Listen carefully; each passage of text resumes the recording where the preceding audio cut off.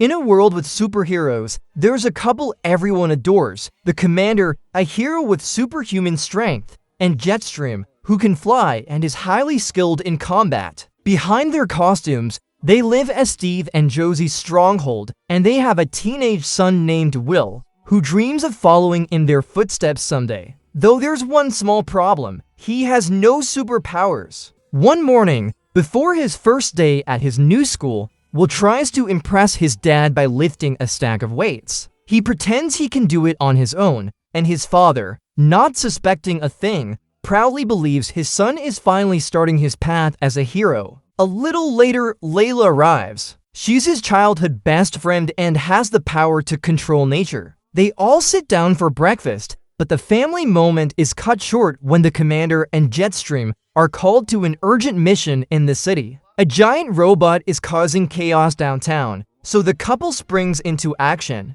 Jetstream launches her husband straight toward the robot, and with his incredible strength, the Commander takes it down in a single hit. Will watches everything on TV and dreams of doing the same someday. When it's time to leave for school, Will gets on the bus with Layla towards Sky High, the school for superheroes. The driver, Ron, turns out to be a huge fan of the Commander and Jetstream, so the moment he learns who Will's parents are, he gets extremely excited. On the ride, the kids meet other new students, Ethan, Magenta, and Zach, who soon become part of their group. Suddenly, the bus speeds up and heads straight toward a bridge that's still under construction. Everyone screams, thinking they're about to fall into the void, but Ron activates hidden wings and boosters. The bus transforms into a kind of flying ship that heads straight toward Sky High, a school that literally floats in the sky. Once they land, the new students are amazed by the powers of the upperclassmen, until the school's typical bullies show up. One of them, Speed, uses his super speed to circle around them, while his partner, Lash, who can stretch his body like rubber, corners them to steal their lunch money. Luckily, Gwen, the student council president, steps in, puts the bullies in their place, and offers to show the newcomers round. Will is instantly fascinated by her, something Layla doesn't like at all. After the tour, the newcomers are taken to the gym, where Coach Boomer will run a test to split them into two groups, heroes and sidekicks. The tests start with Larry, a short nerdy kid who can turn his body into stone, earning him a spot in the hero group. Then it's Zach's turn. He's convinced he'll be a hero too, but his power, emitting light, only works in the dark, so he's placed with the sidekicks. The same happens to Ethan, who can dissolve his body into liquid, and to Magenta, whose power is turning into a guinea pig. When Layla's turn comes, she refuses to participate because she disagrees with dividing students that way. That annoys the coach, who immediately places her in the sidekick group anyway. Finally, it's Will's turn, but just as he's about to demonstrate his powers, the lunch bell rings. At the cafeteria, Will notices someone watching him. His friend Zach explains that it's Warren, the son of a villain the Commander put in jail. Once Will hears that, he decides to keep his distance. Later, when they return for the tests, Will runs into Gwen again, and she seems to get along with him quite well. She invites him to join the school's welcome committee, and he accepts without hesitation, which makes Layla even more uncomfortable. Minutes later, everyone returns to the gym to continue the tests. When Will's turn finally arrives, he tells Coach Boomer he still doesn't know what his superpower is. But since he's the Commander's son, the coach thinks he's joking. To test him, he drops a car on top of him. Luckily, Will manages to move out of the way just in time, proving he doesn't have super strength. Coach Boomer then decides to try something else. He activates a sort of springboard hidden in the floor to launch him into the air, to see if he can fly like his mother. But no, Will can't fly either. In the end, the coach has no choice. He classifies him as a sidekick, something unheard of in the Stronghold family. Later, Will goes home planning to tell his parents the truth, but his dad calls him first to show him something special, his secret hideout. Will has never been inside, so he walks in fascinated. The place feels like a personal base or museum. There's a command center, a gym, and display cases full of trophies from his parents' biggest battles. Among them is a very particular artifact, a weapon called the pacifier. which belonged to the villain Royal Pain. The commander tells him that during their first encounter, he and Jetstream defeated Royal Pain, and the villain disappeared, leaving only that weapon behind. Then Steve stores a new trophy, the head of the giant robot they destroyed in the city. What they don't know is that the head has a hidden camera. That means someone is watching them. A new villain is plotting something. The next day, Will and his classmates go to their first lesson with Mr. Boy, a former partner of the commander. He teaches them everything a sidekick needs to know: how to use a utility belt, how to change costumes in seconds, and of course, how to strike heroic poses. As the days go by, Will starts accepting his role as a sidekick, and he even invites his new friends over to his house to do homework. Everything goes well until his dad arrives early and finds them there. Steve is surprised by the powers of Will's friends, and when he discovers they're all sidekicks, he gets even more upset. After learning Will was also placed in that group, the commander gets furious, convinced it must be a mistake, but Will finally tells the truth. He has no powers. Even so, he says he doesn't mind because he's proud of who he is and of having friends who accept him. His honesty and positive attitude impress everyone, especially Layla. A few days later, everything seems back to normal at Sky High. Will meets up with his friends at lunch, but just as he's about to sit down, Lash uses his stretchy arm to trip him. Will's tray spills all over Warren. Warren doesn't take it well. He ignites his arms, revealing his power. He can create and control fire. He starts shooting flames all over the cafeteria, chasing Will between the tables. The other students run to hide as the place turns into total chaos. Will's friends try to intervene, but Warren threatens to take them all down. At that moment, Will gathers his courage and tries to stop him. And suddenly, something unexpected happens. He manages to lift a table with incredible strength. His powers have finally awakened. Will throws the table with so much force that Warren crashes into the ceiling. Warren quickly recovers and challenges him to keep fighting, launching even stronger fire blasts. Layla jumps in and tosses a fire extinguisher to Will, who uses his new strength to rip off the top and spray its contents directly at Warren, putting out the flames and ending the fight. Right then, the school principal arrives, and as punishment, she sends both of them to detention, a special room that cancels students' powers. Later, back home, Will is still so excited about his new strength that he accidentally tears off the door. After the cafeteria fight, Will finds his parents waiting for him, already aware of what happened. Both are upset. His mother scolds him for not using his powers responsibly, but his father calls him aside to talk. Will thinks he's about to be punished, but he's not. Instead, the commander hugs him, proud that his son has inherited his powers, and even gives him a new video game to celebrate. The next day, Will meets up with his friends at school, but there's an important change. Thanks to his new powers, he's been moved to the hero class. He doesn't want to be separated from his sidekick friends, but he has no choice. So he joins the new class, where he reunites with Gwen. During science class, Gwen invites him to sit with her and tells him she's a technopath, meaning she can manipulate any kind of technology with her mind. Will, who's definitely not a science genius, is thrilled when Gwen offers to tutor him. Little by little, the two of them grow closer and even begin having lunch together with other heroes. Just then, Layla shows up with her friends, and Will invites them to sit with them. But Penny, Gwen's friend, uses her power to create several duplicates of herself and fill every seat, blocking the sidekicks from joining the group. Her attitude really annoys Will's friends, who end up looking for another table. Will feels uncomfortable, but he stays silent. Days go by, and Will slowly adapts to his new life as a hero. During a team training session, he uses his super strength to save one of his teammates from a trap, which makes his team win and boosts his popularity even more. That night, his father is proud of him, and Gwen is too, since she shows up at the house to help him study. Before starting, Gwen is invited to have dinner with the family, and during the meal she takes the chance to invite the commander and Jetstream to the school dance, where they will be honored. Will's parents happily accept, and the whole evening feels like a dream for him. So much so that he completely forgets about his date with Layla. Meanwhile, Layla waits for him for hours at a restaurant until, to her surprise, the waiter turns out to be Warren. Despite his tough attitude, Warren takes pity on her and sits down to talk for a bit. Layla admits she's been in love with Will since they were kids, and before going back to work, Warren advises her to tell him how she feels, but Will is still completely distracted by Gwen. Before leaving, Gwen invites him to the school dance, and he accepts without hesitation.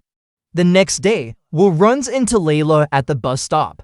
She's ready to confess her feelings and ask him to go to the dance with her, but before she can say anything, Will interrupts her and tells her he'll be going with Gwen. Layla freezes, not knowing what to say. Even so, she tells him she's going to the dance too, but with Warren, this surprises and annoys Will, who can't believe Layla would date his supposed archenemy. But she doesn't care. She's only doing it to make him jealous. During lunch, Layla even sits at Warren's table and tells him her plan. At first, he doesn't want to get involved, but once he realizes it will bother Will, he agrees immediately. Layla's plan works. The more Will sees her with Warren, the angrier he gets. Meanwhile, Will continues attending his tutoring sessions with Gwen, but he can't concentrate. She takes advantage of this and asks if she could bring the student council members to his house for a small meeting. Will hesitates since his parents aren't home, but Gwen insists that after the meeting they could spend some time alone. In the end, Will gives in. The problem is that Gwen doesn't invite just the council. She invites almost the entire school. Within minutes, the meeting turns into a huge party. Will gets nervous because he knows his parents will not like this at all, but Gwen calms him down and suggests going somewhere more private. So Will takes her to his dad's secret hideout. Everything seems fine until Speed and Lash suddenly burst in, taking advantage of the distraction to steal the pacifier, the weapon the commander kept there. Meanwhile, Layla is walking down the street and, seeing all the commotion at Will's house, decides to go check what's happening. At that moment, Gwen and Will return to the living room and find the chaos of the party. Will is already upset, but things get worse when Gwen spots Layla among the guests. She pretends she's going to get a drink and walks straight toward Layla. Gwen tells Layla that Will always knew she was in love with him and that he never cared. Her words hit Layla hard, and when Will shows up at that moment to try to talk to her, Layla walks away without listening, convinced Gwen was right. Will, confused, asks Gwen what happened, and when he finds out the truth, he explodes with anger. He tells her he won't go to the dance with her and, furious, kicks everyone out of his house. But it's already too late. His parents have just arrived. The commander and Jetstream are furious, clear the house of guests, and then confront their son. Will tries to explain what happened, but he's too disappointed and embarrassed. He goes up to his room and tries calling Layla, but she doesn't answer. The night of the dance arrives. Josie tries to cheer him up so he'll go, but Will wants nothing to do with it. He's afraid his friends won't forgive him. Before leaving, his mother hands him a book called Old School Freshman, which his father planned to show everyone at the party. Will opens it without much interest, but as he flips through it, he notices something unsettling. Among the old student photos, there's a girl who looks exactly like Gwen. Looking closer, he realizes it's actually Gwen's mother, and that she was the one who created the pacifier, the weapon stolen from the hideout. In that instant, Will understands everything and runs straight to Sky High. Meanwhile, at the school, the dance is already underway. The commander and Jetstream arrive and are greeted by Gwen, who prepares to give them a trophy. But before doing so, she removes her mask and reveals her true identity. She is Royal Pain. In an instant, she grabs the pacifier and fires at the heroes, turning them into babies. Then she does the same to all the teachers and students in the gym with the help of her henchmen Lash, Speed, and Penny, who take care of capturing everyone. Fortunately, Warren, Layla, Magenta, Zack, and Ethan manage to escape through the ventilation ducts. A few minutes later, Will arrives at the school, and thanks to the light Zack emits, he's able to find them. Surrounded by danger, Will apologizes to everyone for abandoning them especially Layla, and finally kisses her. But right then, Speed appears, followed by the other villains. A fight breaks out inside the ducts. Warren takes on the henchman while Will breaks through the walls with his strength to go straight after Royal Pain. The first to act is Ethan, who dodges Lash's attacks by turning his body to liquid. The villain tries to track him down in one of the bathrooms, but Ethan reappears behind him and shoves his head into the toilet. Meanwhile, Will reaches the gym and comes face to face with Gwen. He tries to apologize for what happened with his parents, but Gwen laughs and reveals the truth. She is Royal Pain during a fight with the Commander and Jetstream long ago. Her weapon exploded and turned her into a baby. Now that she's grown up again, she wants revenge because the school once classified her as a sidekick, and she plans to turn everyone into babies to create her own school of villains. Will tries to stop her, but Royal Pain's armor activates automatically, lifts her into the air, and throws her straight at him. An intense battle erupts in the gym. Will uses his strength to hurl her against the walls and tables, but Royal Pain strikes back with her electric gauntlets, blasting him across the room. Meanwhile, in the hallways, Warren continues fighting Speed. The villain dodges his fireballs with lightning-fast moves, but Ethan appears again and transforms into liquid right in front of him,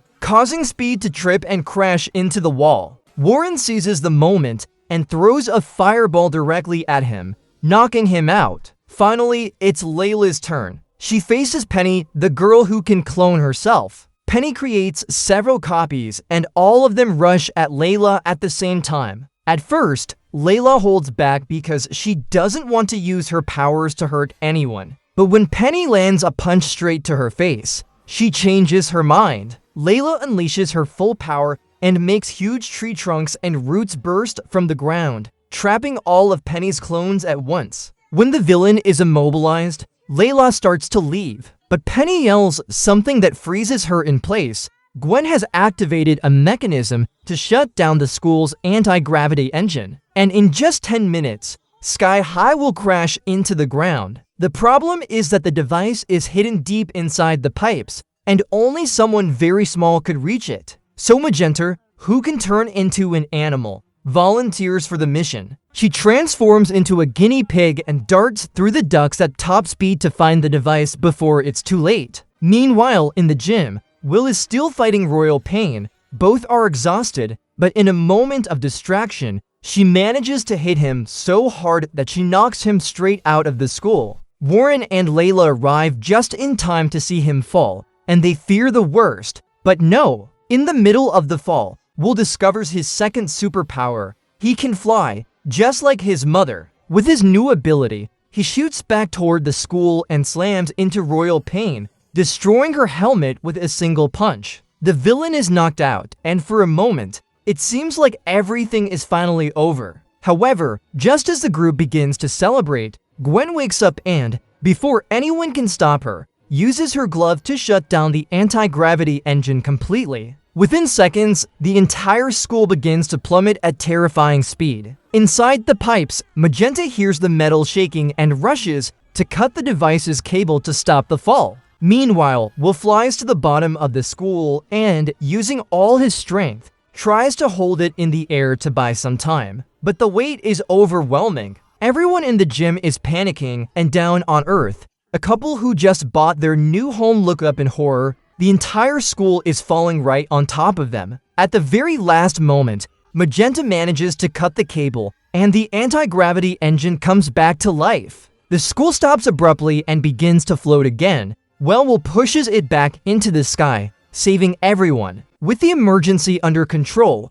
there's still one big problem left. All the teachers and heroes are still turned into babies. Luckily, the science teacher, who still has his powers thanks to his super-developed brain, manages to reverse the weapon's effect and restore everyone to normal. At last, the day is saved. The Commander and Jetstream congratulate Will and his entire team, giving them a trophy and naming them true heroes. Everyone celebrates happily, except for the villains, who are grounded. Will and Layla take a quiet moment for themselves and enjoy a romantic scene, flying together around the school while smiling at each other. A few days later, the villains are sent to prison. The bus driver Ron finally gains his powers after falling into radioactive waste, and Will, Layla, and their friends return to their classes at Sky High, ready to keep training until the day they become real superheroes. Don't forget to like and subscribe and let me know what you think about this movie.